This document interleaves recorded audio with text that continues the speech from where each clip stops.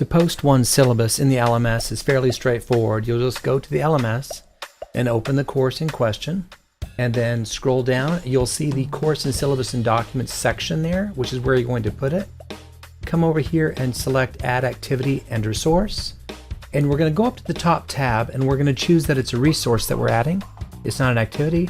And you'll simply choose File.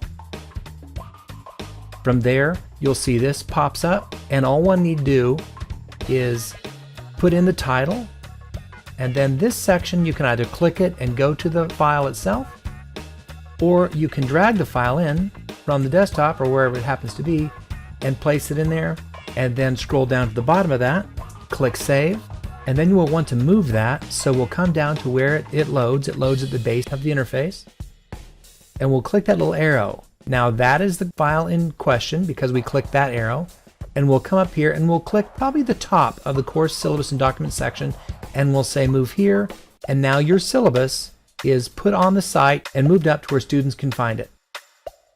And that's all there is to it.